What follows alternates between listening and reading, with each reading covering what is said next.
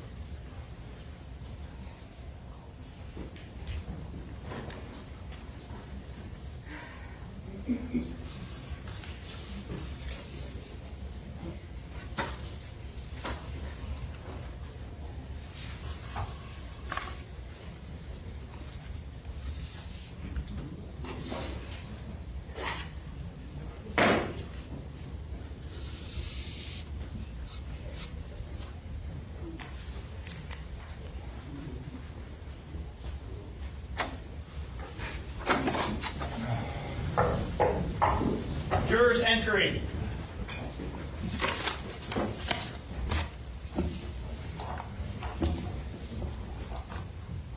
Ladies and gentlemen, welcome back. Come on in.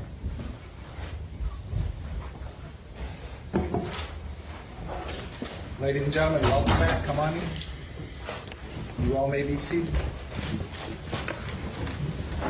All the parties may be seated. Ladies and gentlemen, those of you using the notepads, I'll give you a moment to get the notepads back out.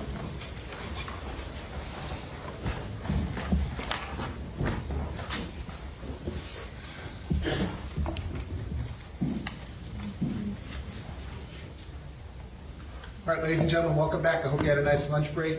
Before the lunch break, we had heard the state's closing argument as well as the defense closing argument. All that remains is the state's rebuttal argument, which we are going to proceed with at this time. Mr. Kilman, when you are ready, you may proceed. Thank you, Judge. Good afternoon, ladies and gentlemen. So Nike has a slogan. Their slogan is, just do it. Having sat through this trial, just like you guys have, for the last month or so, the thought that keeps popping up is, just do it. Just do something. Just do anything. You're trained, as you heard from Lieutenant Colonel Samaru. Your mere presence as an officer can stop an active shooter. Your mere presence there will throw them off their plan. And in this case, Cruz's plan was to kill as many people as possible. Looking in the window, opening up the door. Opening up the door, you would have smelled the gunpowder, just as officers have testified. You would have seen the carnage. You would have had that information. That information that Scot Peterson chose not to gather. Instead, he chose to run away 75 feet from the building. I want you to think back, and I'm not going to show you all the videos because, frankly, I only have an hour, but I want you to think back to that video of all those children during the fire alarm coming out of the 700 building. And when shots are fired, and we heard from a whole bunch of them, when loud noises were heard, what did they do? They instinctively ran away from the 1200 building. The same building that Scot Peterson was outside of for 48 minutes. 48 minutes. You know, I downloaded a timer on my clock to play for you guys during my closing of 48 minutes where he stood in his fixed position. I decided not to go that route with the closing, though.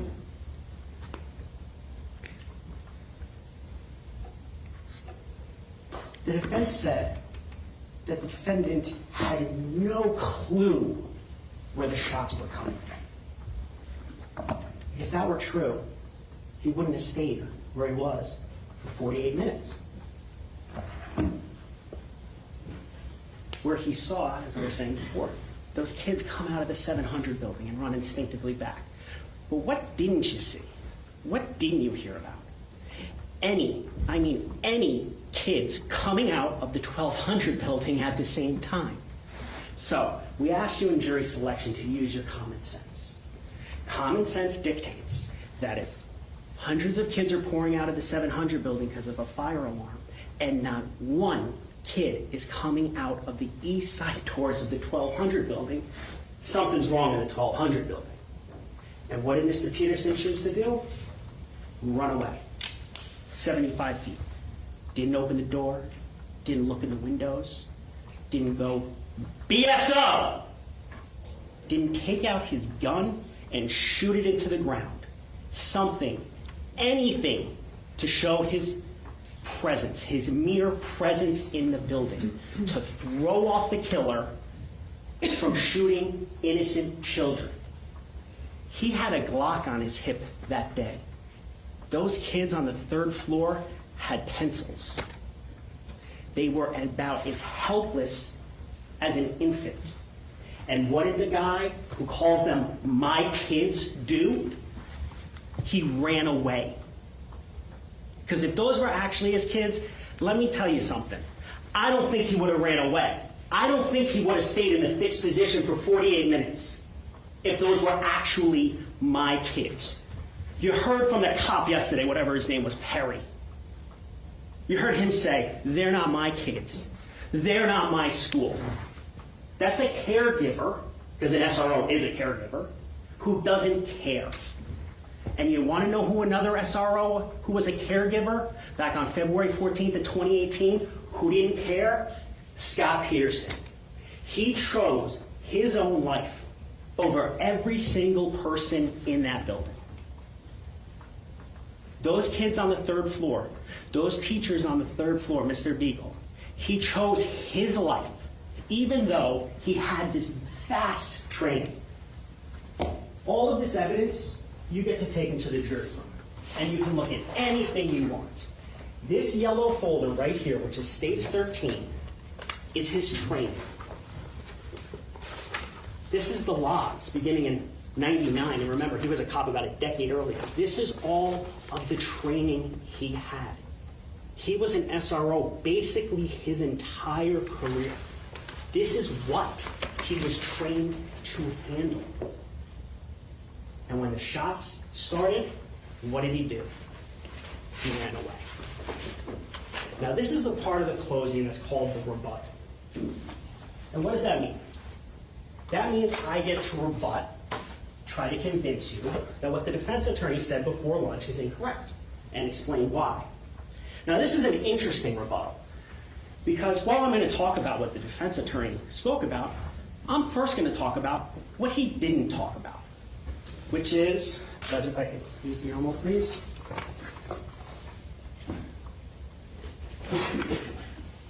The elements of the crime. Ladies and gentlemen, this is why you've been here for 4 weeks, to see whether the state can prove beyond a reasonable doubt these elements. Now, Ms. Gomes, in her opening, went thoroughly through all of the elements, and I'm going to touch upon them just very briefly. Defense didn't mention it. They talked their fantasy story about what this and the football fields and all this. The state called witnesses to prove elements. We called the medical examiners to talk about the kids getting killed, because we have to prove an element. We had a stipulation signed to show that the kids were under the age of 18. Why? Because we had to. We had to.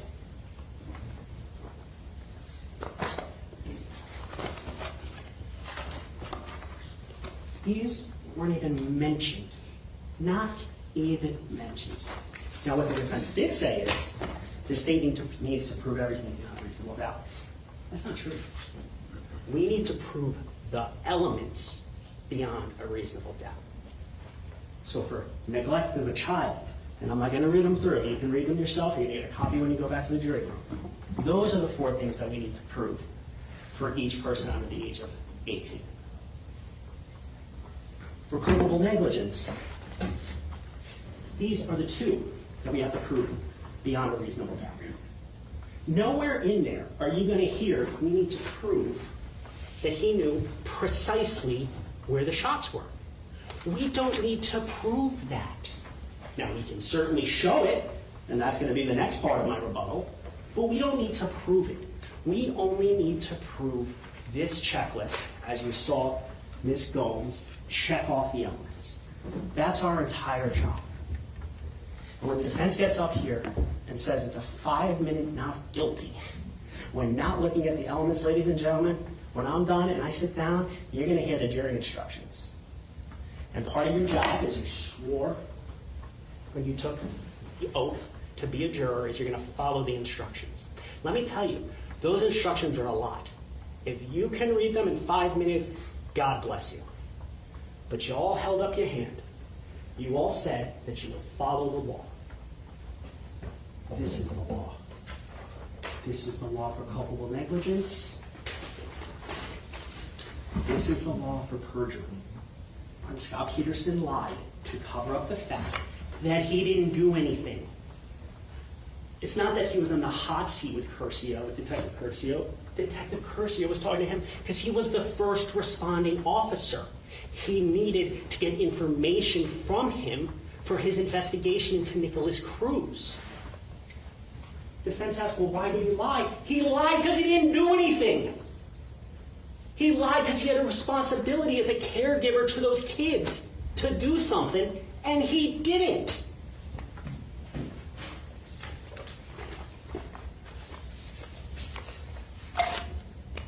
Now, although it's not an element, I'm going to talk about common sense, how the defendant knew the shots were in the 1200.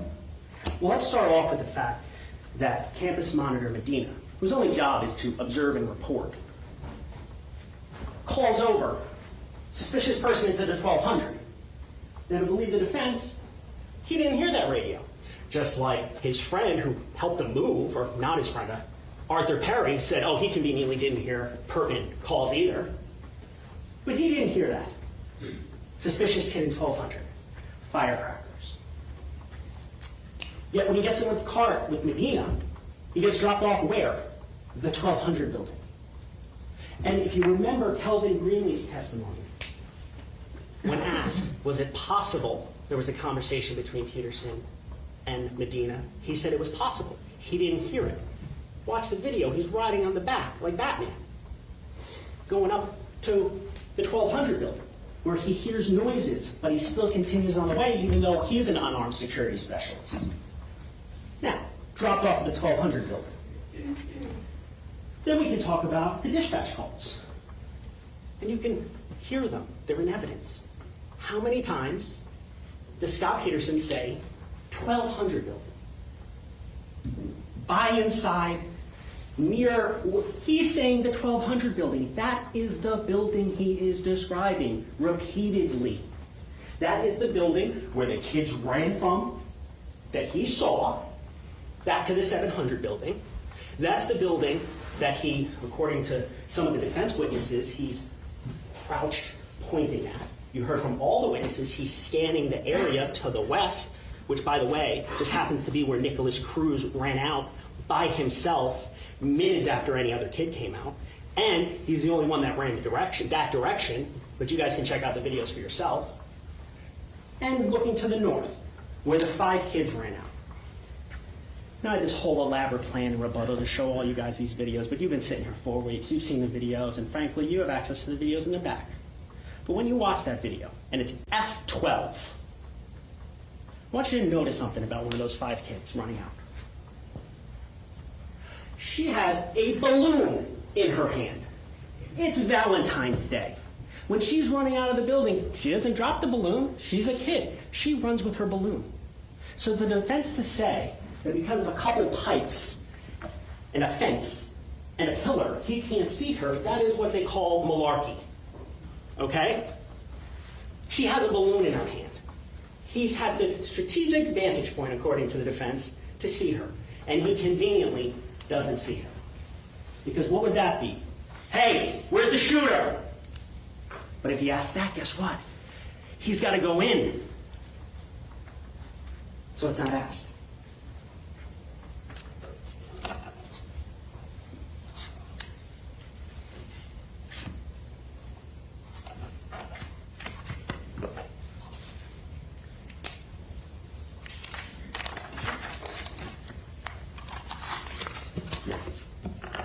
Let's just presume something here.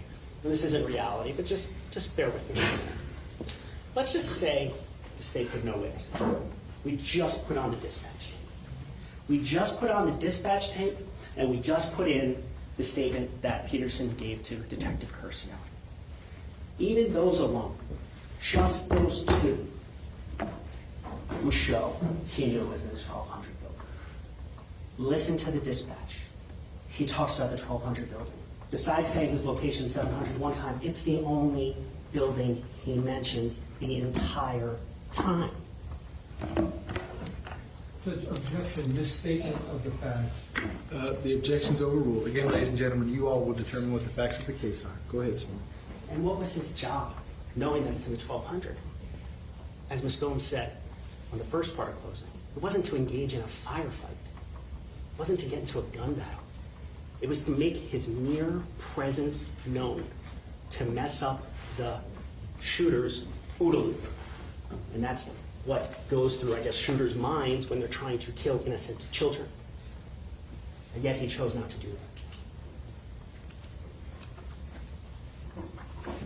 And let's just presume, based upon the defendant's statement, although you can hear in the back of the dispatch other shots are being fired, let's just presume 2 or 3 shots. So you have reports of firecrackers from the 1200 building, and you hear 2 to 3 shots from a building you ran away from. What does the training say to do? What does common sense say to do? What does the fact that you're a police officer say you do? You go and investigate. You don't go back and play on the radio for 48 minutes. You go and gather intelligence. You go and do your job. And he didn't do that. And that's if you consider just the dispatch and just the statement. Yet the state has shown so much more. You heard from the 2 people standing near the defendant, Mr. Greenleaf and Mr. Scott, that they knew instantly 1200 building.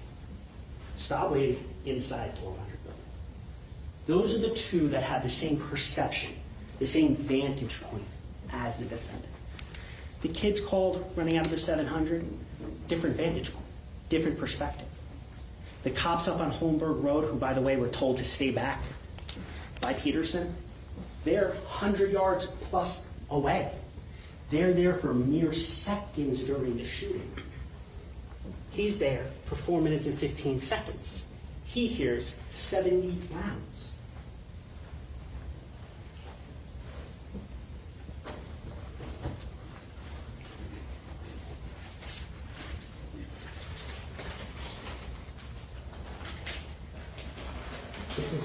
This is states 48.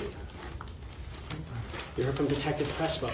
This is just a mere sample of the shell casings, where he has the audacity to say here 2 to 3. You heard those videos from Danielle Gilbert and Ivy Seamus, the first 2 witnesses in this case. And once again, I'm not going to play the videos for you right now, but you can take them in the back and listen to yourself.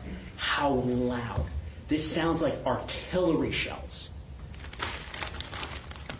Yet he says 2 to 3 shots. Defense keeps saying that he had to know precisely where the shots were coming from. That's just simply not true. That's not what the training says. Why do you seek out a shooter?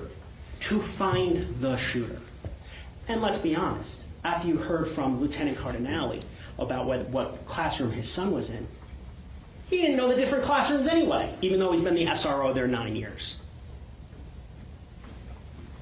His job was to go investigate and make his presence known, and that simply did not happen.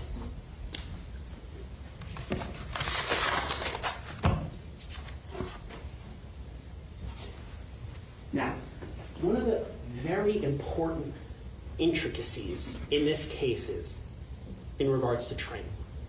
And it's in regards to when shots are being fired versus after shots are being fired. When shots are being fired, there is one and only one priority, and that is to seek out the sounds of the shots. Whether the person barricades themselves, kills themselves, flees, your job and only job is to go seek out that shooter. It's not to put that or lock down the intersection on Holmberg. That's a secondary thing. You are to go in. Now, after the shots are over, you're trained to look for additional stimuli. You're taught to investigate as a police officer. You look for things such as blood, such as bodies, as callous as that sounds, such as smoke, such as shells on the ground, maybe, like 130 of them. You're trained to look in windows. As the defense witness Goolsby said when he got to the 1300 building, he looked in the windows. That's what you're supposed to do. You're supposed to be proactive. Even Stambaugh, who got on scene, and someone called out that they needed overwatch, and he drove around the sawgrass. Even he was proactive.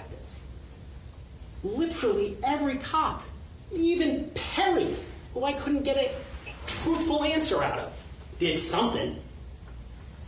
He scanned the area. He did nothing. So much so that even when it's all over, he doesn't go inside to help with the rescue efforts, to help with the medical treatment. You saw the records, you heard about it. Rescue task force, after a shooting's over, what do? Every shot that you hear could be another dead body, and you need to stop the bleeding. He doesn't go in. Once again, it's not an element you have to prove, but it's just common sense. He did jack. He did nothing. So he didn't go in. Why? To see the carnage, especially on the 3rd floor, that he allowed to have happen because he chose his own life over students in the freshman building, over 14, 15, 16-year-olds, over Meadow Pollock, who just turned 18, over Scott Daybell.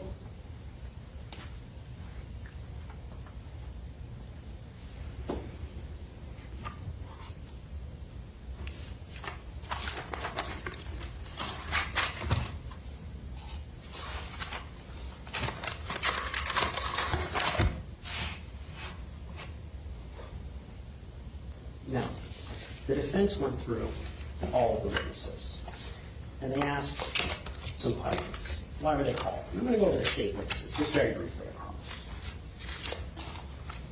First witness, Ms. Gilbert. Defense says, didn't show anything having to do with this case. I actually could not disagree more if you paid me. Because through her, you heard how loud that cannon was. That's how loud it was. That's not made up. That's not CGI. That's not audio from Hollywood. That was real life, how loud that was. Once again, feel free to listen to it. Same with the second witness, Ivy Seamus, her video. How loud that gun is on the inside. It's ridiculous how loud it is. That's why they were called. Heinrich. Heinrich is watering the baseball field. He hears firecrackers, draws his attention. What does he do? He runs, unarmed, wearing basketball shorts to the building. Unarmed. No vest, nothing. His son goes to that school. He has kids. He knows something's wrong. Does not hesitate. Comes across Elliot Bonner, Vietnam vet. Shot a gun for 3 years in Vietnam. Reversing, saying Feist is down. Does Heinrich turn around? He's not a caregiver for them. He has no obligation to those kids. Zero.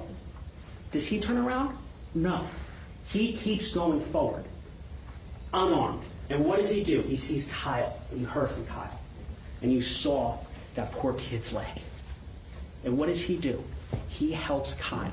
Because according to Jeff Heinrich, that's a catastrophic injury. That means that kid can die from that injury. And he provides treatment. And you heard him, he brings him along the fence, ultimately over to the dugout, to the office. Now, on their argument, they said Heinrich heard every single shot. I think they're forgetting that Heinrich went around and was in the baseball office, but I digress.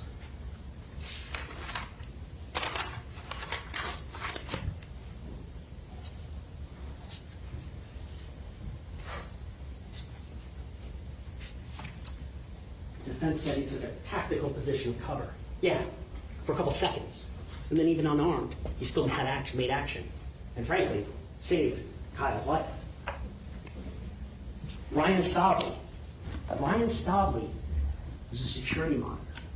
You see Ryan Stabley on video. Once again, I'm not going to show it to you. You can watch it in the back. All the shootings going on, he, because of his concern to protect these kids, walks out. And you can actually see him. Once again, it's on F13. You can see Stabley because he sees kids in the parking lot and he's waving them away. His concern is not for himself hiding. His concern is to try to help those kids. And what does he say? He says shots from inside the 1200. Then you heard from Kyle. Why was Kyle called? Because Kyle's a victim in this case. And to prove the elements, we need to show the victims, the survivors. That's why Kyle was called. But not only for that reason. You also heard testimony from Kyle that as he's bleeding, and Jeff Heinrich helps him because when he goes outside, he's asking, I need an adult. Because the only adult on campus whose arm didn't do anything. But as he's making his way up, he continues to hear the shots, how loud they are. That's the testimony of Kyle. Then you heard from Ed Suarez, who's the head of maintenance. This is a man who drove all the way up, and even when shots are fired behind him, and he testified he knew the shots were coming behind him, he was still ushering and protecting those kids. He did not need to do that. He chose to do that because those students are vulnerable. They're children, they're babies, they're kids. You heard from Anthony Borges. You heard about his terrible injuries. You heard that he's on the ground for 40 minutes bleeding out. And it just so happens that the one adult armed on scene is telling the other armed adults to lock down the intersection and stay back 500 feet. That kid called his dad to say goodbye as he's bleeding out on the ground.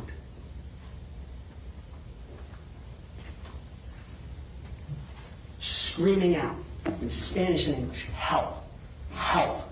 And where was help?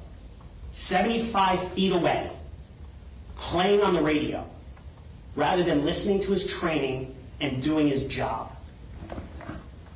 Then you heard from Mazzi, the Coral Springs cop. He was the bald guy.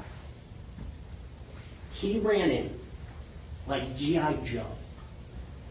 And the defense said he wasn't heroic because he had all the answers. I don't even know what the hell that means.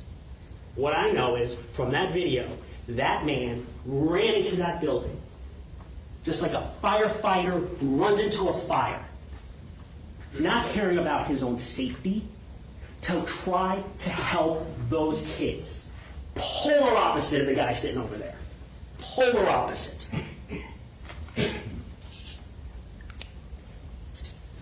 You heard from Marian Kabachenko.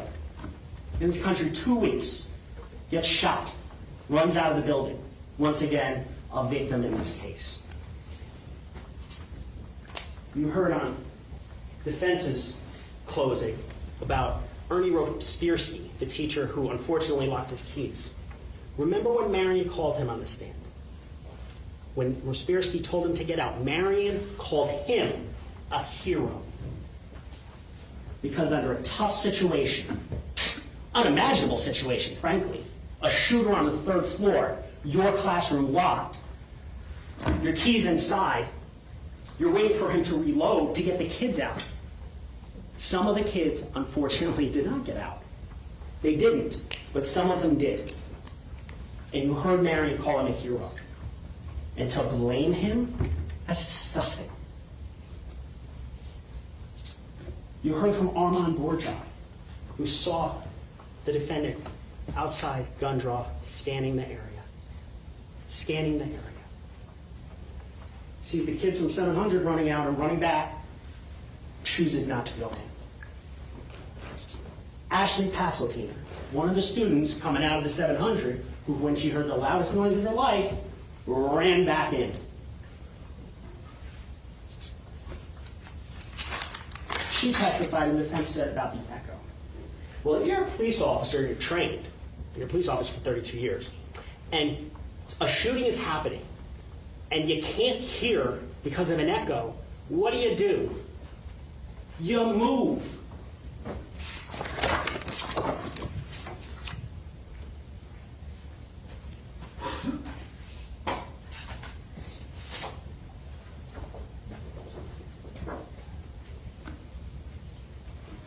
This is where Peterson is. You hear an echo here. You can go this way. You can go further down and up. There's things to do. You don't just stand there. This echo, echo, echo, echo. If you can't hear, you move. If you can't see, you move. I don't need to go to police academy to know that.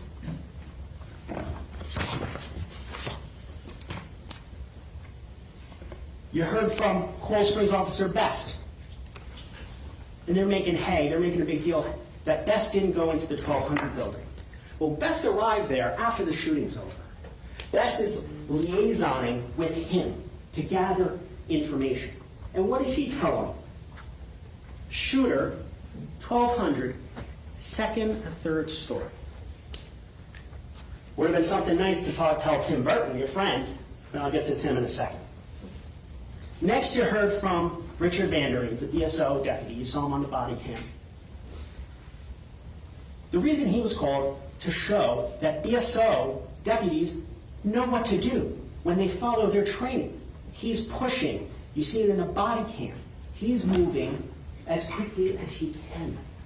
And this is when shots have stopped. Remember, there's a huge difference, a very important difference when shooting is going on and when the shooting is done. He's there when shooting is done and he's pushing as quickly as possible. Why? To stop the bleeding. Tim Burton. Tim Burton dropped off the 1200 building by Medina, the same building that Peterson is dropped off by Medina. Burton finds out the description of Cruz. Medina had that information when he dropped Peterson off. And they're making a big deal. Oh, did Medina tell him?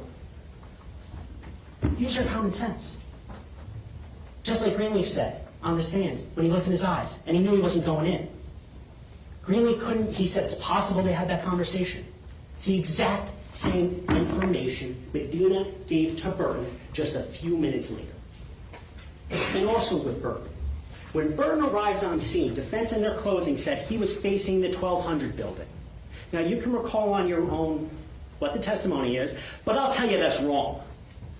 That when Burton got there, his friend told him the parking lot. So he turns around, exposing his back to the 1200 building. Thank God the shooter is gone, or else he would have gotten a bullet in his back from his friend for 7 years, who he called Scotty. Once again, priority of life to Mr. Peterson was Mr. Peterson, then everyone else.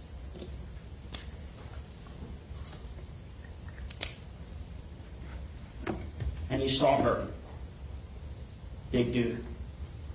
And Peterson tells him, don't know where the shots are coming from. Why? Why does he tell Tim Burton that? Because Tim Burton would have went in. And if Tim Burton goes in, guess who basically has to go with him?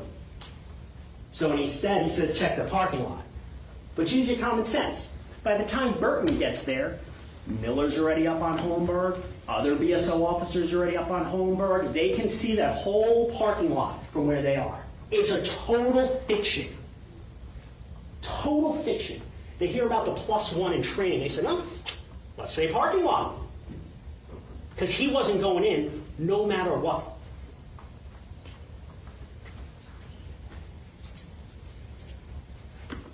You heard from Miss Lapel, who got shot to get her students in that room, to protect the kids.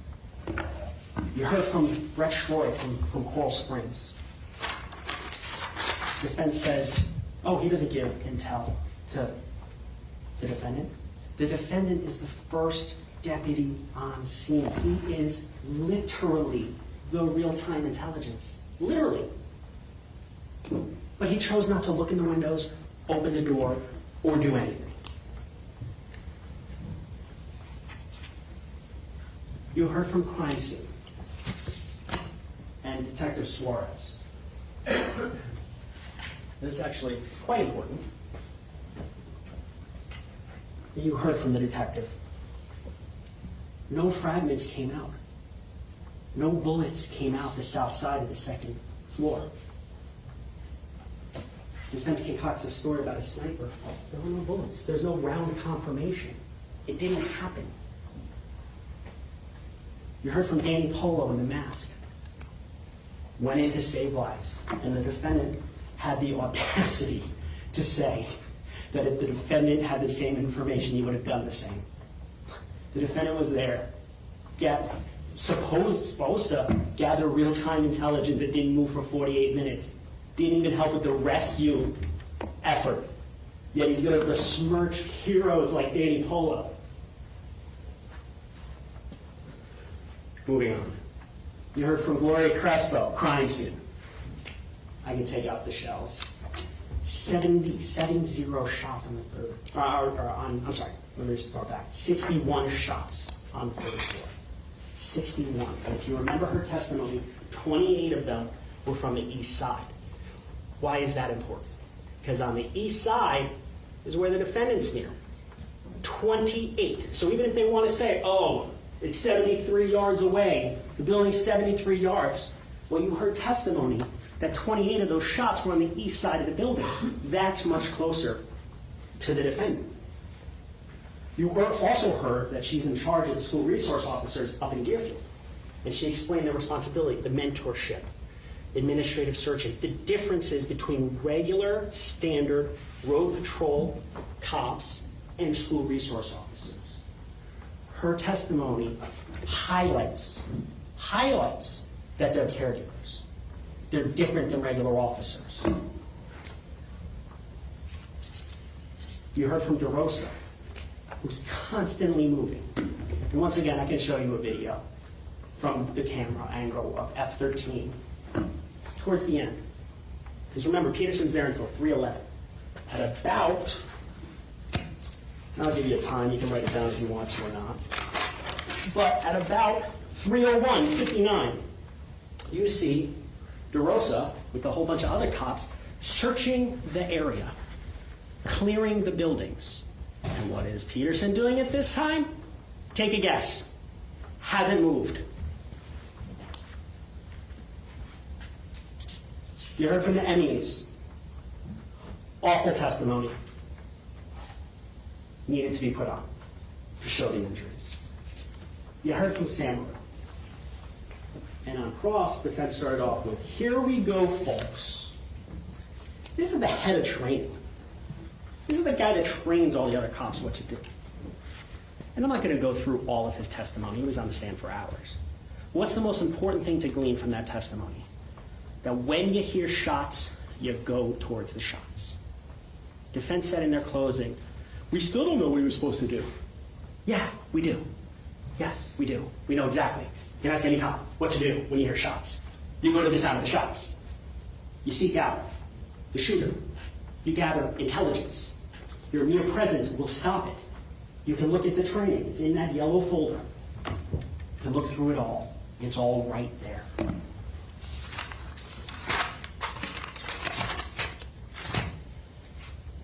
You heard from Calvin Greenleaf, and I already talked about his testimony, but the most important thing is he's standing right next to the defendant when they're dropped off by Medina. And when those shots were shot into Coach Weiss, and they ran away, he was standing right next to him. And his testimony was 1,200. That's the best vantage point, the best witness for us, because he was standing, he said, within 5 feet of them.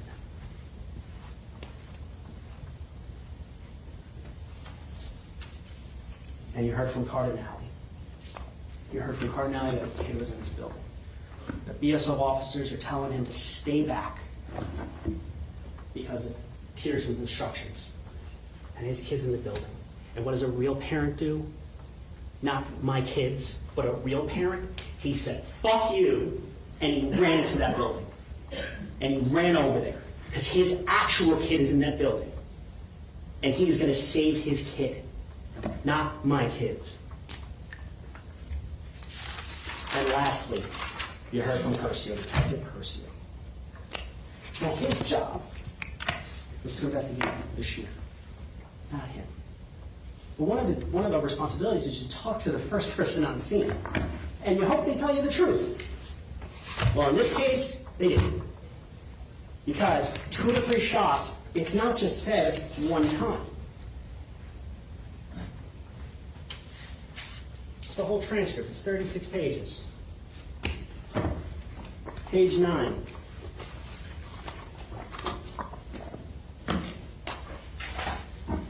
How many rounds do you think you heard? It wasn't many, 2 to 3.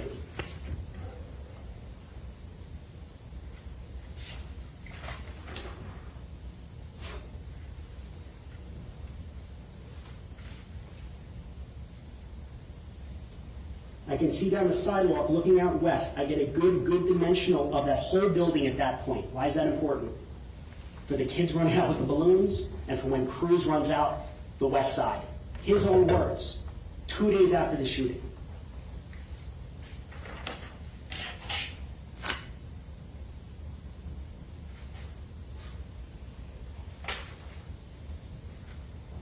Right here, page 12. And what happens from there? He's talking about Tim Burton. No more gunshots. It's not that he says 2 or 3 one time. He says it 3 times. You're going to get a copy of the information. That's like the charging documents the judge explained. He doesn't say it one time, saying, oh, Curcio didn't ask me in chronological order. He backs up his lie. He says it 3 times. The other part about the kids coming out of the building, page 14.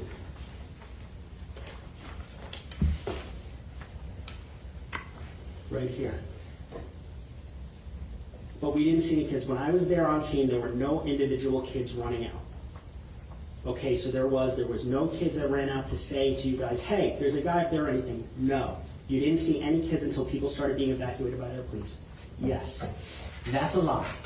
That's perjury. It's that simple.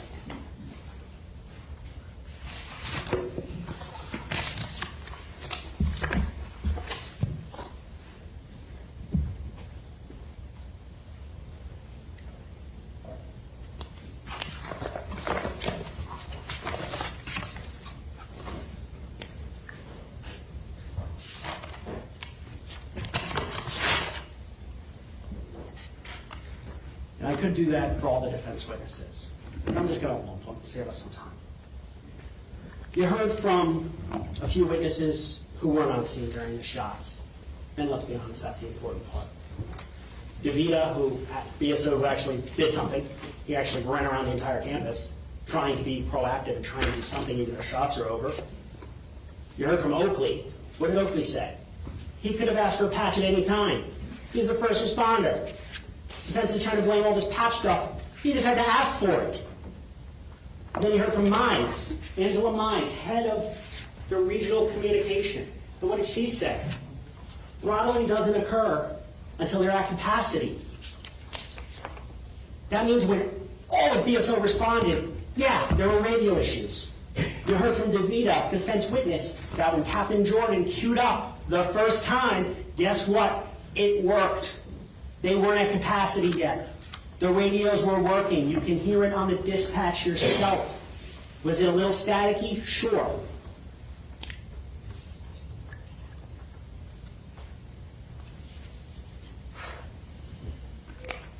Children were called to say they didn't know where the shots were coming from. Children. Kids. Who said, I thought a bomb went off. You heard Dylan Redshaw say, he was wondering where the cops were. These kids ran predominantly back to the 700 building, away from the 1200 building, mind you, because this was the most startling, scary moment of their young lives.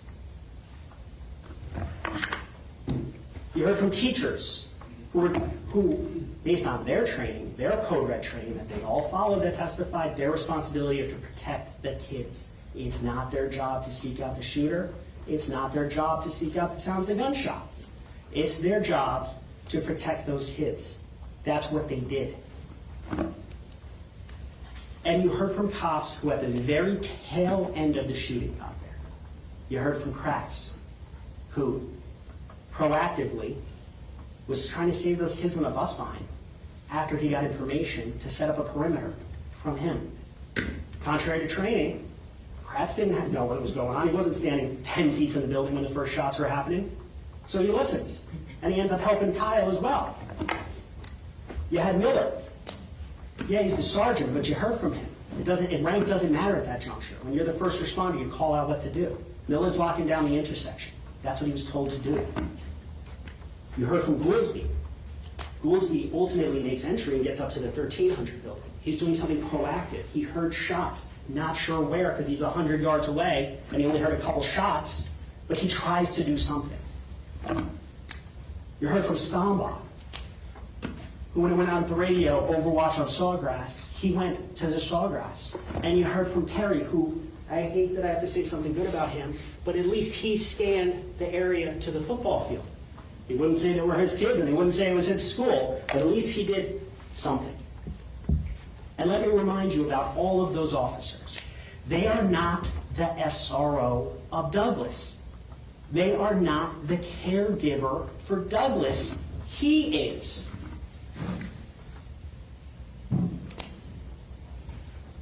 You heard from Sandra Rennie that when she saw Peterson run, she thought he was doing something, investigating. But boy, was she wrong, because it was the exact opposite. He was running to stand in a corner for 48 minutes.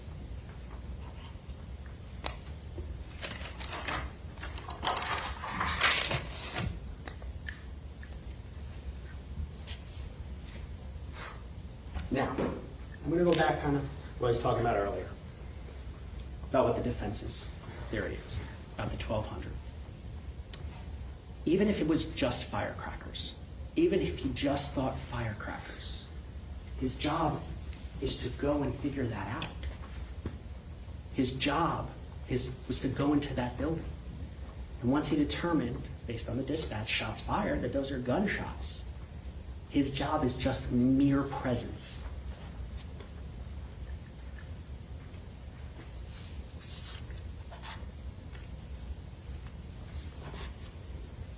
Now, obviously, we recognize that Scot Peterson did not murder the people in the building. Nicholas Cruz did. This isn't a murder trial. This is a child neglect, culpable negligence, and perjury trial. Why those charges? Because that's what he did. Once again, going back to the elements, it's a checkbox. That's what he did. Defense used an example about a siren. And when you're on the road and you hear a siren, you don't know where it's coming from. But let's take that a little bit further. When you're on the road and you hear a siren, what do? You look, and you keep looking until you find the ambulance or the fire truck. And what do you do if it's behind you? You move. You take action. You do something.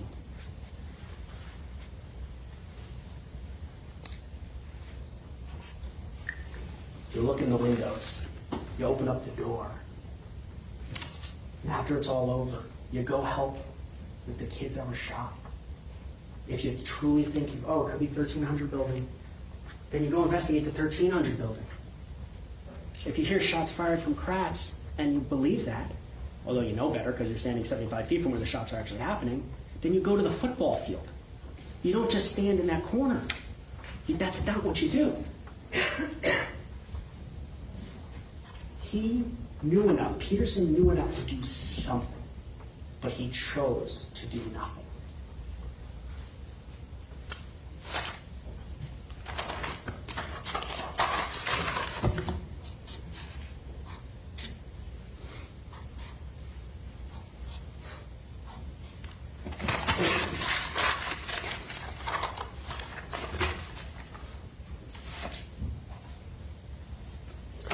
Was another little theatrical thing I was going to do for you guys and play it, downloaded now yesterday, to show 4 minutes and 15 seconds. And I was going to stand up here and not say a word for 4 minutes and 15 seconds. But based on your faces right now, I'm not going to do that to you. But I do want you to realize, when you take that evidence back, that in that 4 minutes and 15 seconds, all of those shots that were heard, all of the shell casings, in those 4 minutes and 15 seconds, where mere seconds matter.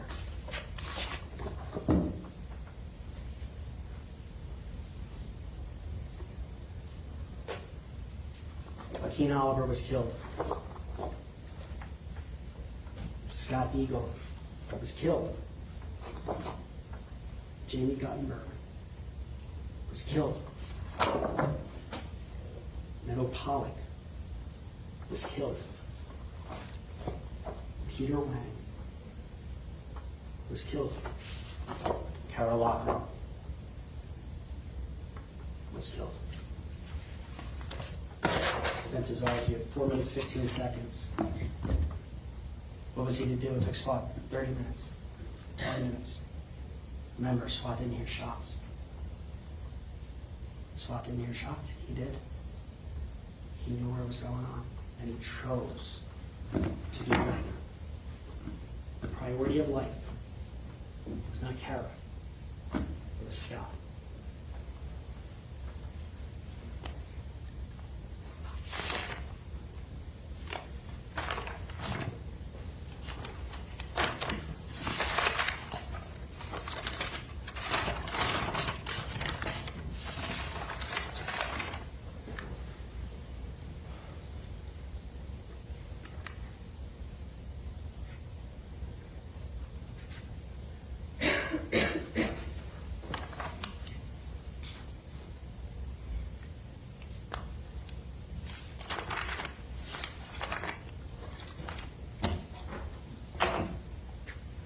Prosecuting a police officer is not a fun thing.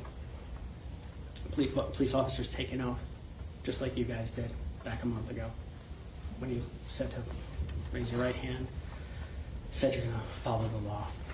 Police officers are given a badge, they're given a gun, they're given power. They can go into your houses, they can stop you in a car, they can arrest you for committing a crime. With that power comes responsibility. With that power comes duty. With that power comes what you heard from basically every other cop that took the stand. That said, I didn't want to go there. I don't want to be at a shooting, but that's my job. We're paid to do it. And on February 14, 2018, that's what those officers did. Except for one, the guy sitting back there. He had the badge, he had the gun, he had the responsibilities. He had those kids to take care of as a caregiver, to watch out for their welfare, to make sure they were okay. I mean, you even heard that day he was meeting with someone's father about a fake ID. That's not what regular cops do. They arrest you. He was more than just a cop to those kids. He was their protector, the only one on campus.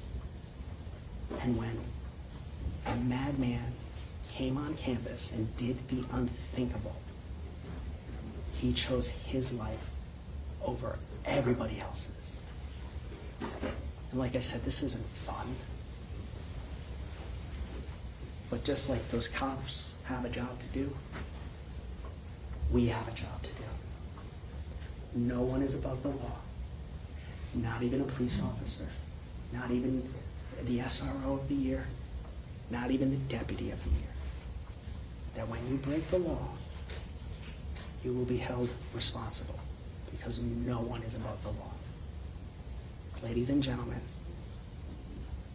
when you look at those jury instructions and you see those elements,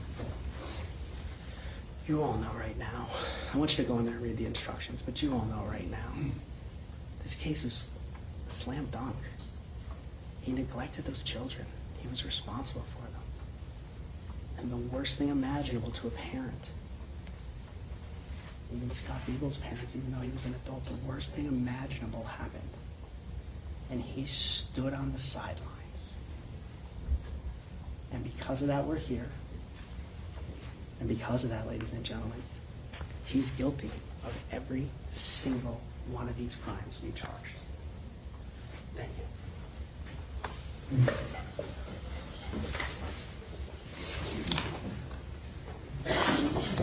Okay, Mr. Dillon, thank you very much. Ladies and gentlemen, I'm going to give you a quick restroom break, and then I'm going to read the jury instructions to you. Same admonition as always. Please don't discuss the facts of the case, the evidence, the witnesses, or the testimony amongst yourselves or anyone else. When we reach the end of the trial, we're almost there. If you believe there's no pads in your chairs, and step back in the back one moment, I will be right back with you. Thank you.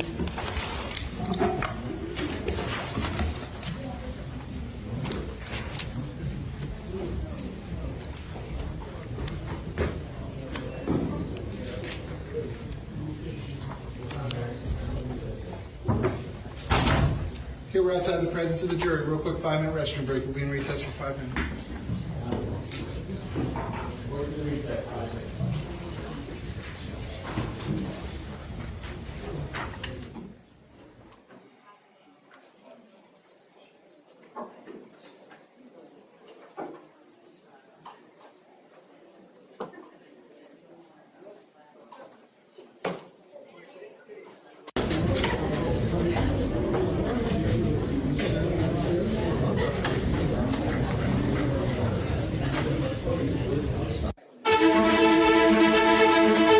This has been a special report from True Crime Today and the Hidden Killers podcast.